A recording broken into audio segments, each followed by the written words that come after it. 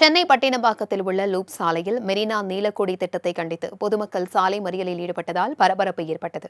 இதுகுறித்தான கூடுதல் தகவல்களை செய்தியாளர் ஸ்ரீ சந்தோஷ் வழங்க கேட்கலாம். வணக்கம் ஸ்ரீ சந்தோஷ், இதுகுறித்தான கள நிலவரங்கள் என்ன பகிர்ந்துக்கோங்க. வணக்கம் பிரபாவதி. சென்னை மெரினா கடற்கரையில் நீலக்கொடி திட்டத்தினை செயல்படுத்துவதற்காக தமிழக அரசு முனைப்பு காட்டி வருகிறது.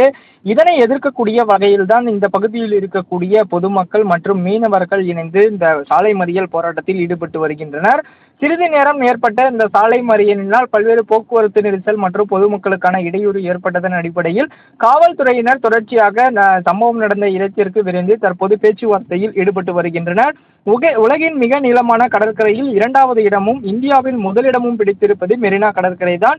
இத்தகைய கூடுதல் சிறப்பு வாய்ந்த மெரினா கடற்கரையில் கூடுதல் அங்கீகாரமாக தான் இந்த நீலக்கொடி சான்றிதழ் கிடைக்கப் போவதாக தெரிவிக்கப்பட்டிருந்தனர். குறிப்பாக சென்னை மாநகராட்சி சார்பில் இதற்கான ஒப்புதல் என்பதும் வழங்கப்பட்டிருப்பதாக தெரிவித்திருந்தனர். குறிப்பாக டெண்டர் விடப்பட்டு அதற்கான அறிவிப்பு இந்த ஏலம் என்பதும் கோரப்பட்டிருந்தது. இந்த ஒப்பந்த புள்ளியில் தேர்வாகும் நிறுவனம் என்பது கடந்த 15ஆம் தேதிக்குள் கட்டமைப்பு பணிகளை முடித்து தொடங்கி விரைவில் முடித்து நீலக்கொடி சான்றிதழை பெறும் முயற்சியில் இறங்கியுள்ளதாகவும் தகவல்கள் வெளியாகி இருந்தனர். இந்த நீலக்கொடி திட்டமானது ஐக்கிய நாடுகளின் சபை குறிப்பிடும் 17 நிலைத்தன்மைகளை கொண்ட இலக்குகளின் நிலையான வளர்ச்சி திட்டங்களை இணைந்து சுற்றுலாவை மேம்படுத்துவதற்கான உருவாக்கத்துடன் இந்த திட்டம் என்பது செயல்படுத்துவதாகவும் சென்னை மாநகராட்சி சார்பில் தெரிவித்திருந்தனர்.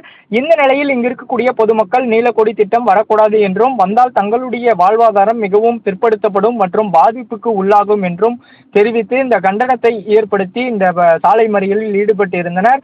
அவர்களை அப்புறப்படுத்தி இங்கு இருக்கக்கூடிய காவல்துறையினர் தொடர்ச்சியாக பாதுகாப்பு பணியில் ஈடுபட்டு வருவதும் குறிப்பிடத்தக்கது. பிரபாவதி, தகவல்களுக்கு நன்றி ஸ்ரீ சந்தோஷ்.